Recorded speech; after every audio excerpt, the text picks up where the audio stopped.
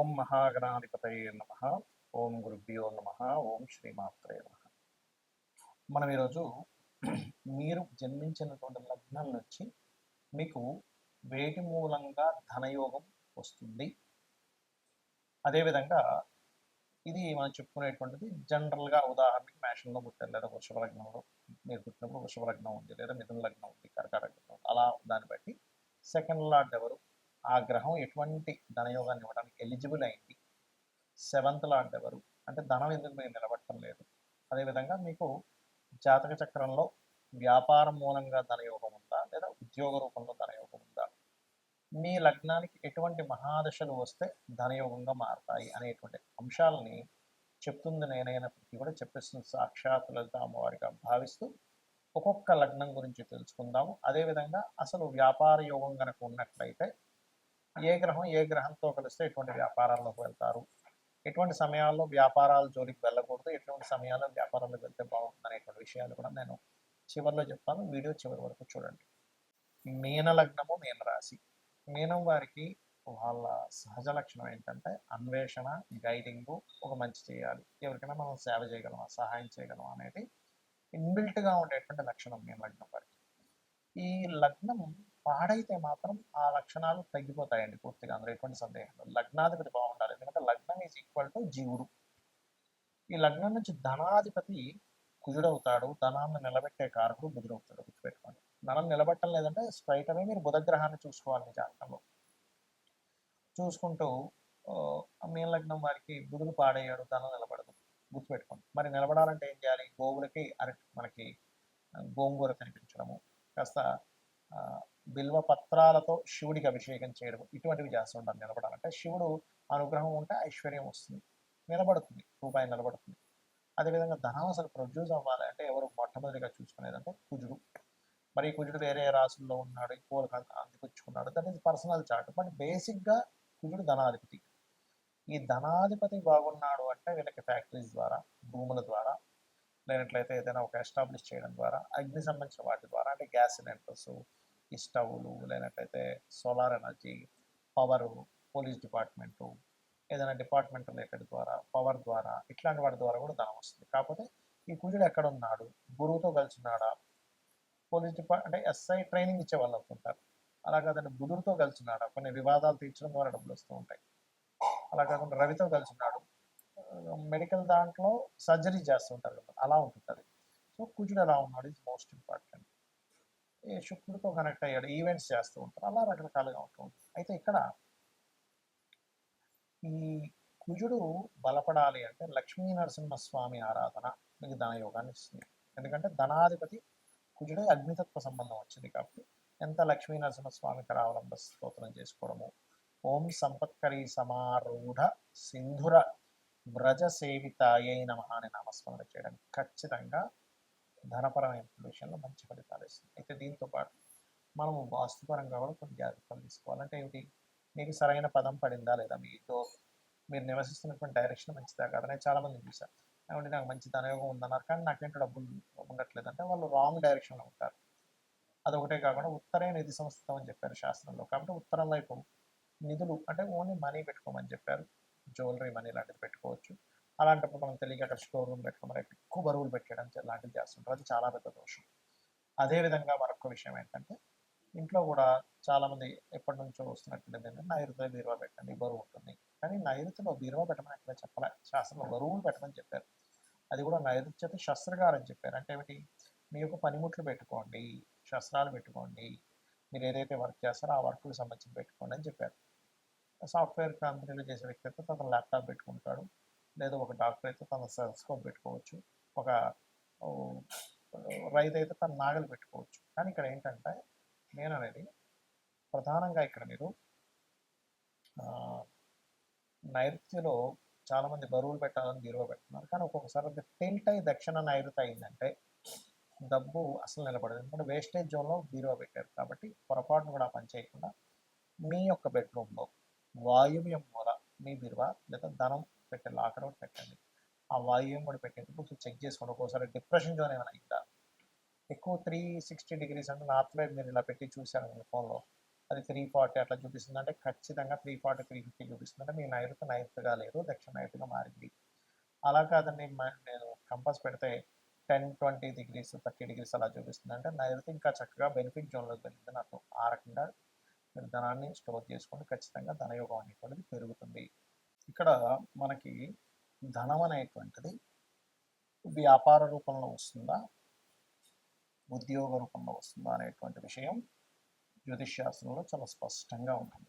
అది ఎలా తెలుసుకోవాలి అంటే స్వేచ్ఛాయోగము అని ఉంటుంది. అంటే శని కేతువులు కలిసి ఉంటే దాని స్వేచ్ఛాయోగము.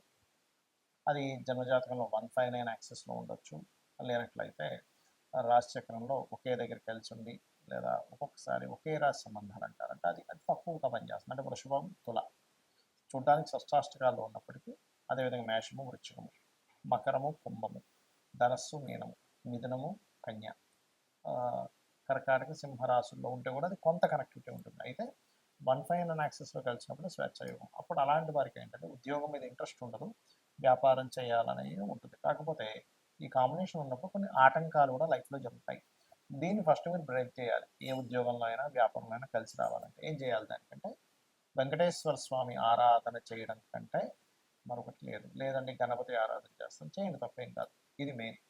రెండవది ఏంటంటే మీ పర్సనల్ చార్ట్లో అసలు వ్యాపార యోగం ఉంటే లేదా ఉద్యోగ యోగం ఉంటే ఎలా ఉందో తెలుసుకోండి. ఉద్యోగ యోగం ఉంది, వ్యాపార యోగం లేదు. అలాంటప్పుడు కొంతమందికి ఉద్యోగం ఇక్కడ ఉండి మీరు పుట్టిన ప్రదేశము, మీరు పెరిగిన ప్రదేశము, మీరు చదువుకున్న ప్రదేశాల్లో రాదు. ఒక్కోసారి ఎందుకు రాదు అంటే వారికి 2-12 అది కొన్ని యోగాల్లో అది మంచి యోగం కాదని చెప్పారు. కానీ ఇప్పుడున్నటువంటి సమాజంలో అందరూ విదేశానికి సంపాదించుకునేటువంటి రోజులు మనకు నడుస్తున్నాయి కాబట్టి సర్వసాధారణంగా 2-12 అంటే విదేశీ ధనయోగంగా మారింది. కాబట్టి 2-12 కాంబినేషన్ ఉన్నట్టు 2వ-12వ అధిపతి కలిసి ఆ పోర్ట్ఫోలియోలు కనుక బలంగా ఉండి ధనయోగం బలంగా ఉంటే వీళ్ళు విదేశాలకు వెళ్ళడం ద్వారా సెటిల్ అవుతారు, కానీ దగ్గరగా సెటిల్ అవ్వరు. ఏమంటే విదేశాలకు వెళ్ళేంత స్తోమత లేదు, మరి ఎలాగా అనుకునేటువంటి వారు ఉన్న స్టేట్ మారడం, ఉన్న ప్రదేశం మారితే అప్పుడు మీకు బాగుంటుంది. అదేవిధంగా 9-10 కాంబినేషన్ ఉంది, టీచింగ్ జాబ్స్లోకి వెళ్ళడం. అలా మీకు ఎప్పుడైనా సరే ఒక ఏజ్లోనే అంటే ఒక 9th 10th ఈ ఏజ్లో ఉన్నప్పుడు, ఇంకా చిన్నప్పుడే కూడా మీరు కనుక జాతకం చూసుకొని జనరల్గా జ్ఞానాన్ని పెంచుకోవడానికి చదువుకునే చదువులు వేరు, మీరు ఫలానా ప్రొఫెషన్ తీసుకుంటాను అన్నప్పుడు దానిలో ధనయోగం ఉందా లేదా అన్నప్పుడు మీ ధనాధిపతి ఏ ప్రొఫెషన్ కనెక్ట్ అయి ఉన్నాడో తెలుసుకోవాలి. అప్పుడు మీకు ఉదాహరణకి కుజుడితో సంబంధాలు కలిగి ఉన్నాడు, అప్పుడు ఐపీఎస్ ఐఏఎస్ మన ఏదైతే మనకి చూడండి పోలీస్ డిపార్ట్మెంట్ ఇట్లాంటి వాటిల్లోకి వెళ్తే మీకు కెరియర్ అనేది బాగుంటుంది. లేదా దశమాధిపతి ఎలా ఉన్నాడు, లేదా D10 చార్ట్ దశాంశ చక్రము అంటారు. ఆ యొక్క D10 చార్ట్లో దశాంశ చక్రంలో ఈ దశమాధిపతి ఏ గ్రహంతో బలంగా ఉన్నాడు అది ఇన్ డీటెయిల్డ్గా చూసేది. అంటే టైం ఎక్కడా కూడా తప్పు ఉండకూడదు, పర్ఫెక్ట్ టైం ఉన్న వాళ్ళకి మాత్రమే వర్గ చక్రాల్లోకి వెళ్ళాలి. ఈ రకంగా చూసుకోవాలి. అంటే మొట్టమొదటిగా మీకు ఇక్కడ ఉందా, విదేశాల్లో ఉందా, లేదా ఉన్న ఊరు మాత్రమే ఉందా. ఇంకోటి ఏంటి, కొంతమందికి కొంత అంటే మొట్టమొదట ఒక 2-3 సంవత్సరాలు కొంత డిస్టర్బెన్స్ ఉంటుంది. వెంటనే వాళ్ళు ఏం చేస్తారంటే అయ్యో నాకు ఉద్యోగం రావట్లేదు అని అనుకుంటారు. అలా కాదు, ఆ పర్టికులర్గా ఆ డిస్టర్బెన్స్ ఉన్నప్పుడు ఉండే మహాదశ అంతర్దశకు దానం ఇచ్చుకుంటే అది క్లియర్ అయిపోయిందంటే 2-3 సంవత్సరాల తర్వాత ఆ వ్యక్తి చాలా టాప్ పొజిషన్లోకి వెళ్ళే టైం కూడా వస్తుంది. ఒక్కోసారి అది చెక్ చేసుకోవాలి. ఇక వ్యాపారం గురించి చూద్దాం. ఎంత వ్యాపారం చేస్తున్నారో కలిసి రావట్లేదు, ఎన్ని వ్యాపారాలు చేస్తున్నా కలిసి రావట్లేదు. అంటే మొట్టమొదటిది మీరు ఎంచుకున్న వ్యాపారం మీకు సరైనటువంటిది కాదు. ఇది ప్రధానంగా గుర్తుపెట్టుకోండి. మీరు ఎంచుకున్నది సరైనటువంటిది కాదు. ఎందులో ధనం రావాలో అందులో వెళ్లకుండా రివర్స్లో వెళ్తున్నారని అర్థం. మరి దీన్ని వ్యాపార యోగం ఉందా లేదా మొట్టమొదటిగా మనం చెక్ చేసుకోవాలంటే వ్యాపార కారకుడు అంటారు బుధుడు. ఆ బుధుడు మీ జన్మజాతకంలో ఎలా ఉన్నాడు, పాపకత్తెరలో ఉన్నాడా, ఎన్ని వ్యాపారాలు చేసినా మీకు ఏదో కొంతకాలం కలిసి వచ్చినట్టుగా వస్తుంది, తర్వాత నష్టపోతుంటారు, మళ్ళీ అప్పులు చేస్తారు, మళ్ళీ వాటిని తీర్చుకుంటూ ఉంటారు, అలా అమ్ముతారు దెబ్బతారు, ఇలా నడుస్తూ ఉంటుంది. అలా కాదండి, బుధుడు చాలా బాగున్నాడు, ధనాధిపతి బాగున్నాడు, లాభాధిపతి బాగున్నాడు, ఆలోచన స్థాన కారకుడు బాగున్నాడు, సప్తమాధిపతి బాగున్నాడు, అప్పుడు ఖచ్చితంగా బాగుంటుంది. అంటే ఏమిటి ఇక్కడ మీ జన్మజాతకంలో కనుక సప్తమాధిపతి బాగుంటే పార్ట్నర్షిప్స్ ద్వారా మీరు వ్యాపారాలు యోగిస్తాయి. అలా కాదండి, వ్యాపార కారకుడు బుధుడు లేదా ధనాధిపతి ఏ గ్రహంతో కలిసి ఉన్నాడో చూసుకోండి. ఉదాహరణకి వరుసగా ఒక్కొక్క గ్రహాన్ని తీసుకుంటే మీకు రవి గ్రహంతో కలిసి ఉన్నాడు. మెడికల్ ఆరోగ్యాన్ని ఇచ్చే దాంట్లో బాగా కలిసి వస్తుంది. మెడికల్ షాప్ కావచ్చు, హాస్పిటల్స్ కావచ్చు, మెడికల్ రిలేటెడ్ ఆరోగ్యాన్ని ఇచ్చేటువంటి న్యూట్రిషన్స్ కావచ్చు, మీరు చేసేటువంటి ఏ వ్యాపారమైనా ఆరోగ్యానికి సంబంధించింది ఖచ్చితంగా బాగుంటుంది. చంద్రుడితో కలిసి ఉన్నాడు. టూర్స్ అండ్ ట్రావెల్స్ అయితే ఇక్కడ శుక్రుడు కూడా బాగుంటాలి. టూర్స్ అండ్ ట్రావెల్స్ లేనట్లయితే ఫుడ్ రిలేటెడ్ బిజినెస్లు, మెడిటేషన్ సెంటర్స్, ఆహ్లాదాన్ని కలిగించేటువంటిది, బట్టల షాపులు ఇవన్నీ కూడా బాగుంటాయి. కుజుడితో కలిసి ఉన్నాడు. అలాంటప్పుడు ఏంటి సెక్యూరిటీ సర్వీసెస్ లేదా పెద్ద పెద్ద మిషనరీస్ లేదా అగ్నికి సంబంధించిన గ్యాస్ రిలేటెడ్ అంటే ఏదైనా సరే మిషనరీ పవర్ రిలేటెడ్ సంబంధించిన బాగుంటాయి. ఈ పవర్ రిలేటెడ్ సంబంధించిన దాంట్లో రవి గన కనెక్టివిటీ అయితే అప్పుడు ఏమవుతుందంటే సోలార్ ఎనర్జీస్ లాంటివి వాటి ద్వారా డబ్బులు వస్తాయి. మరి బుధుడే అయ్యాడండి మీడియేటింగ్, మార్కెటింగ్, డిజిటల్ మార్కెటింగ్, అడ్వర్టైజ్మెంట్లు ఇట్లాంటి వాటి ద్వారా వస్తుంది. గురువు కనెక్ట్ అయ్యాడు teaching related, guiding related, consultancy related. వీళ్ళతో ధనాధిపతి, లాభాధిపతి, సప్తమాధిపతి అంటే ఈ కలయికలు ఎంత బలంగా ఉన్నాయి. మంచి నీచభంగ రాజయోగం ఉంది, అద్భుతమైన స్టేజ్కి వెళ్తారు. లేదంటే అంత పెద్దగా లేదంటే చిన్న వ్యాపారం ఏదో చేస్తూ బతుకుతారు. ఎందుకంటే వ్యాపారం అనేది రోజుకి ఒక 500,000 రూపాయలు సంపాదించేది వ్యాపారమే అవుతుంది. రోజుకి కొన్ని వందల కోట్లు టర్న్ ఓవర్ చేసేటువంటిది కూడా వ్యాపారమే అవుతుంది. అయితే వీళ్ళ యొక్క వ్యాపారం యొక్క బలం ఎంత ఉంది అనేది మహాదశ, అక్కడ ఉండేటువంటి గ్రహాల యొక్క కలయిక, అక్కడ పట్టినటువంటి యోగాన్ని బట్టి డిసైడ్ అవుతుంది. ఇక అదేవిధంగా శుక్రుడు కనెక్టెడ్ అందము, ఫ్యాషను, బ్యూటీ రిలేటెడ్ సంబంధించినవి, స్త్రీలకు సంబంధించినవన్నీ శుక్రుడు. అదేవిధంగా రవి బంగారాన్ని కూడా వస్తుంది, అంటే బంగారు వ్యాపారాన్ని రవి కూడా వస్తుంది. శుక్రుడు కొన్ని కొన్ని అందమైనటువంటి వస్తువులు ఇవన్నీ కూడా. శని కన్సల్టెన్సీ సెంటర్స్లో ముఖ్యంగా జాబ్ కన్సల్టెన్సీ, లేబర్స్ని పంపించి వాళ్ళ ద్వారా ఇప్పుడు కొంతమందిని కన్సల్టెన్సీ కొన్ని ఉంటాయి. ఎలా అంటే వాళ్ళ దగ్గర నుంచి మనిషి మన దగ్గరికి వస్తాడు. ఆ వ్యక్తికి ఆయన ఇచ్చేది ఒక 20,000 అయితే మన దగ్గర 22,000, 23,000 తీసుకుంటాడు. ఆ 3,000 మార్జిన్ పెట్టుకుంటాడు లేబర్ సప్లయర్స్ అలా. లేదా ఆయిల్ బిజినెస్లు, లేనట్లయితే ఐరన్ బిజినెస్లు ఇవన్నీ శాటర్న్ ఇస్తాడు, పెట్టుకోండి. ఆ రకంగా రాహు కేతు అయితే కేతు ముఖ్యంగా రాహు సాఫ్ట్వేర్ రిలేటెడ్, కేతు ఆధ్యాత్మిక సంబంధించినటువంటి, అదేవిధంగా కెమికల్ రిలేటెడ్ ఇట్లాంటి వ్యాపారాలు. ఇక్కడ ఏంటంటే ఒకటి మన జన్మజాతకంలో ఏ యోగం ఉందో తెలుసుకొని వెళ్ళడం ఒక ఎత్తు.